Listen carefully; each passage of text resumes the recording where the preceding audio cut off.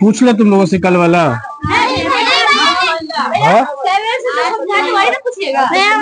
हाँ 7 6 जिसको समझाए थे। नहीं पता था तो आपसे पता कर लो, जिस दिन जो समझाएंगे अगला दिन सुनेंगे। इसमें बोलना क्या है? अभी तो सुनेंगे। एक साथ बोल रहा है। सिंधु सभ्यता की खोज कब की गई? बैठले बताना। 1900। तो बैठ के बताओ ना, एकदम उछल के कहे बता रहे। ठीक है, किसने किया था? दयाराम साहनी ने किया था। कितने साल पुरानी बात है?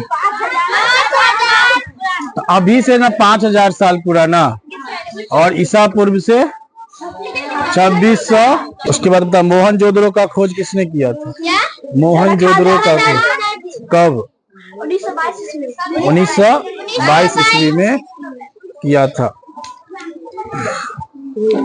और सबसे पुरानी सभ्यता पूरे विश्व में बताइए। तो भारत का बात हो गया। भारत, हाँ, मेसोपोटामिया कहाँ की सभ्यता थी?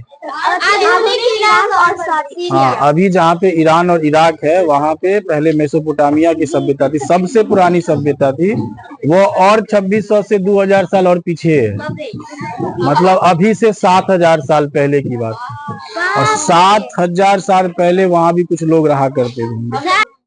किस नदी के किनारे था?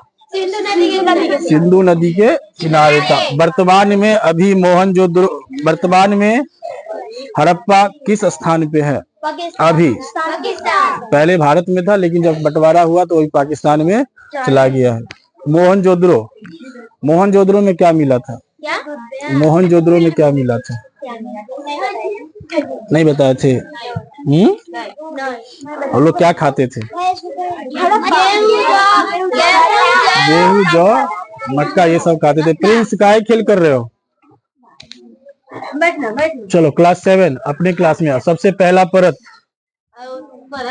सब बोल सकते हो। क्लास 8 7 6 सब बोल सकते हो। पहला परत, सबसे पहला परत क्षोभ मंडल के बाद समताप मंडल, उसके बाद मध्य मंडल, उसके बाद आयन मंडल के बाद बहिर्मंडल। क्षोभ मंडल में क्या क्या होता था? ठीक है, पक्षी, बादल, वर्षा, पर्वत, ठीक है, हवा। क्षोभ मंडल में ओजोन परत है। समताप मंडल में बोलो। हवाई जहाज, उसके बाद इसमें एगो ओजोन परत है। चील, कभी कभी जो मजबूत चील है वो इसमें जा सकती है, बट ज्यादातर इसी में होता है। ओजोन परत का सूत्र बोलो। O3 होता है। क्या करता है ओजोन परत? ओजोन परत क्या करता है? कौन सी रोशनी? धूप के किरण से 4-5 प्रकार का रोशनी आता है। उसमें परावैंगनी किरण जो आती है उसको या तो यू भी याद रखो, RST यू भी होता है ना, यू भी याद करो। यू भी अल्ट्रा वायलेट, परावैंगनी विकिरण से बचाता है। परावैंगनी विकिरण से होगा क्या? हाँ, चर्म रोग होने की संभावना है। उसके बाद मध्य मंडल में क्या होता है? मध्य मंडल में क्या होता है? उल्का पिंड जरता है। बहिर्मंडल में आप बोलते हैं मध्य मंडल जाते हैं आदमी नस फट जाता है, जाता कैसे आदमी बहिर्मंडल के बाहर? गैस भर के, वो जो सूट पहन के जाता है उसके अंदर हवा भरा रहता है। जैसे अभी हम जैकेट पहने हैं ना, इस जैकेट के अंदर में वायुमंडल आप भरेंगे, पूरा फुल रहता है। उस सबका जैकेट उस तरह से बनाया जाता है। हाँ, रॉकेट में जो पहन के जाता है उस जैकेट में हवा रहता है। वही एरोप्लेन में भी होता है। एरोप्लेन में भी हवा भर दिया जाता है। अभी हाल ही में जापान में एक हेलियस नाम का एरोप्लेन, जापान, हाँ, वहां पर हेलियस नाम का एक एरोप्लेन उड़ा। ठीक है, उसमें क्या हुआ था ना कि जो एरोप्लेन उड़ रहा था ना उसमें एक जगह दरार आ गया था। तो जो आदमी का काम था उस दरार को बंद करना करता है, उसको उतना समझ में नहीं आया। समझा क्या, जो चलो छोटा सा दरार है ना, इसको पेंट वेंट से भर देते हैं। भर दिया, 1 महीना जहाज ठीक काम किया। अब दूसरी बार जब वह ऐसे उड़ते उड़ते हवाई जहाज इसमें आया ना, इसमें यहाँ से सारा हवा जो गैस के अंदर में जो हवा था वो सब हवा लीक कर गया। और जैसे ही हवा लीक किया, समताप मंडल ऊपर से वायुमंडल इतना ना उस पर प्रेशर बनाया कि वो फया। तो ये अभी घटना अभी भी होता है। हवा जहाज में उड़ने से पहले वायुमंडलीय दाब का प्रेशर भरा जाता है उसमें, तभी आदमी उसमें सांस लेना शुरू करता है। ठीक है, नहीं तो अब ज्यादातर ऑक्सीजन इसी में। हाँ तो वायुमंडलीय दाब भरा तो उसमें ऑक्सीजन नहीं होगा।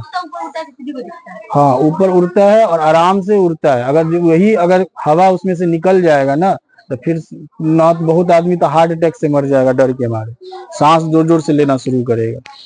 ठीक है, तो हम लोग जब वैज्ञानिक लोग भी जब ऊपर में जाता है तो जैकेट पहन के जाता है, उसके जैकेट में हवा भरा जाता है। खाना सब जो जाता है उसके लिए क्या चीज, हाँ जलेगा। कल्पना चावला इसी में न मरी थी, मध्य मंडल में ना। वो जब जिस कैप्सूल से वो लौट रही थी, अच्छा कल्पना चावला आने वक्त यहाँ सब इंतजार कर रहा है कि हाँ मेरी बेटी आ गई, मेरी बेटी आ गई, अंतरिक्ष से आई है। ठीक है, ठीक 15-20 मिनट पहले जब आयन मंडल में जब आई ना, ये मध्य मंडल में जब आई ना, तो उसको स्पीड थोड़ा कम करना था, लेकिन गलती से कुछ स्पीड ज्यादा था, उतना ना हवा से वो टकरा गई, इसमें आग पकड़ लिया, उसी में बूम से उड़ गई। यहाँ उसके मम्मी पापा सब देखते रह गए, दिखाई नहीं दिया, अभी तक नहीं आई। जब कंप्यूटर में देखा गया तो मतलब सबको पता चल गया कि जो उल्का पिंड मतलब मध्य मंडल में है, हमारा कैप्सूल ब्रस्ट कर गया है। स्पीड कम करना चाहिए था। तो जो वापस जो वहां से अंतरिक्ष यान आता है कोई भी रॉकेट, तो इसके पीछे से एक पैरासूट खुलता है, ठीक है, जो इसके गति को कम करता है। पैरासूट कभी देखियो हवा में जो उड़ता है, जैसे हम लोग जो वो स्काई शॉट उड़ाते हैं ना हवा में, तो वो जब नीचे आता है तो हवा को कम करता है। फिर जब इस मंडल में आता है आयन मंडल में, तो फिर 2 गो और खुलता है। ठीक है, और फिर जब मध्य मंडल में आते हैं तो 4 गो और खुलता है। तो वो रॉकेट की स्पीड को कम करता है। यहाँ इसमें आने के लिए रॉकेट को एकदम धीरे धीरे आना होगा।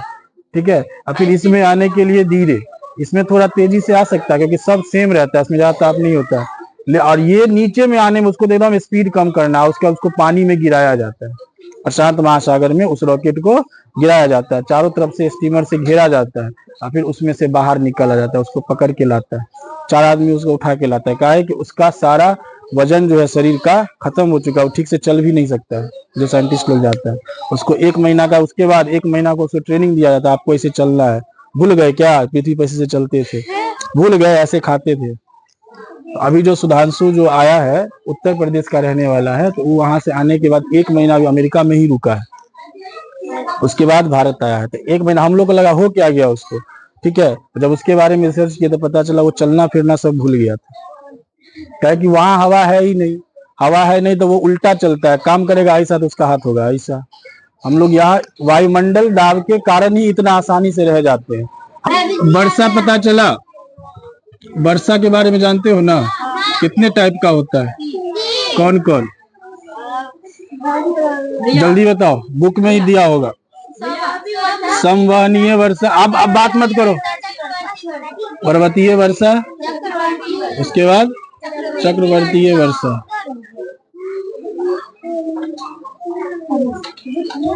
देखो संवहनीय वर्षा क्या होता है। हाँ,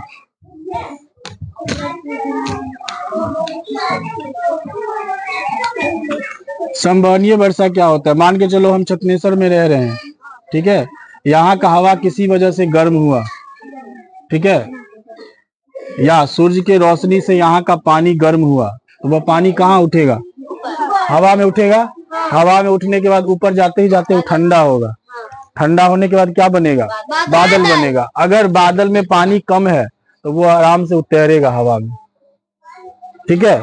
और यहाँ से छत्तीसगढ़ से जाएगा भगवानपुर या फिर नकटा से वापस जब आएगा तो फिर घूमेगा, घूम घूम के और वो पानी को जमा करेगा तो वो भारी हो जाएगा। भारी हो जाएगा मतलब काला काला तुमको दिखेगा। अभी बोलेगा कि पानी मेरे में ज्यादा हो गया है, भारी हो चुके हैं, अब हम बर्दाश्त नहीं कर सकते हैं, बस वो क्या करता है, पानी गिराना शुरू कर देता है, और तभी हमारे घर में क्या होने लगता है, बारिश। बारिश होने का सिंपल यही है, लेकिन उसके लिए वहां का जो तापमान है वह गर्म होना चाहिए। गर्म होगा तभी वो भागेगा। अगर गर्म नहीं हो रहा, जैसे अभी बारिश नहीं हो सकता है तो वो कोई कुछ कर ले, अभी बारिश नहीं हो सकता है, हम पूछेंगे फिर ठीक है, अगर कुछ भी कर लो, अभी तुम यहाँ के टेम्परेचर को गर्म कर, यहाँ का टेम्परेचर पूरा अभी ठंडा हो चुका है, तो यहाँ अभी कभी भी ठंडा में जल्दी बारिश नहीं होता है, लेकिन इन केस कभी कभी अपवाद में हो भी जाता है। देखो पर्वतीय वर्षा क्या होता है, पर्वतीय इलाकों में यहाँ पर किसी वजह से अगर पानी गर्म हुआ, ठीक है, तो यह हवा बन के उड़ना शुरू होता है, गर्म हवा, और ठंडा हवा इसका जगह छेकता है, और यही पर्वत के ऊपर में जाकर ठंडा होता है। तो यहाँ पे वर्षा होगा, बट इस साइड वर्षा नहीं होगा पर्वत के कारण, क्योंकि पर्वत इतना ऊंचा है ना कि इसको यहीं पे रोक देती है। इसको कहते हैं पर्वतीय वर्षा। सबसे ऊपर वाले पे चले तो छोटे में पहुंच जाएंगे। क्षोभ मंडल में तो हो ही, समताप मंडल में ज्यादातर प्रहार है ही नहीं, कुछ नहीं है क्षोभ मंडल में। हाँ, जहाँ तक पहाड़ रहता है हाँ, तो वहाँ पे चलता रहेगा तो वहाँ पे पहुंच जाएगा। यहाँ तक जाओगी तभी तुम क्षोभ मंडल में रहोगी। 10 किलोमीटर तक है ना, अब माउंट एवरेस्ट का ऊंचाई 8 किलोमीटर है, तुम क्षोभ मंडल टपोगी कहाँ? क्षोभ मंडल में सब चीज होता है।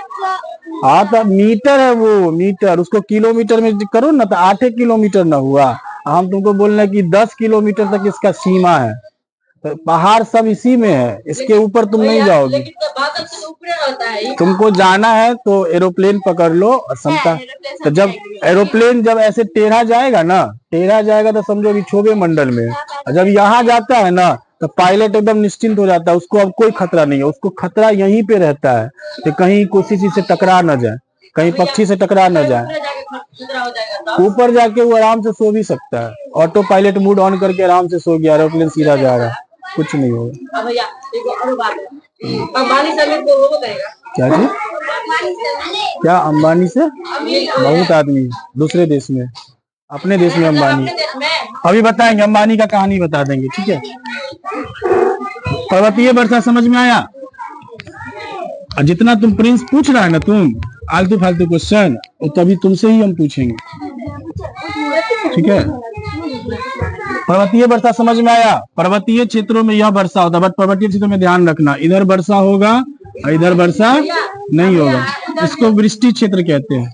हाँ, उधर नदी नहीं बहता है, इधर नहीं, ये नदी जब ठंडा इलाकों में, नदी कभी भी बहती है ठंडा इलाका में, ठंडे के मौसम में। अभी नदी लोग जो पहाड़ है उस पर बर्फ जम रहा है। जब गर्मी का मौसम आएगा तो वही पहाड़ पिघल के नदी में पानी बढ़ा देगा, ठीक है। हाँ, क्या चीज बंद हो गया, चल रहा है। चक्रवातीय वर्षा ये समुद्र में होता है।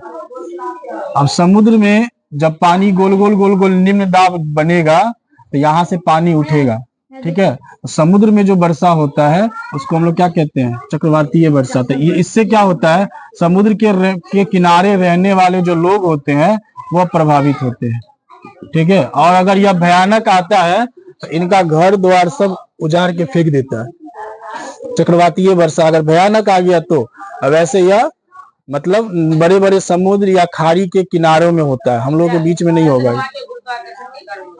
चंद्रमा के गुरुत्वाकर्षण के कारण जो होता है वो ज्वार और भाटा आता है।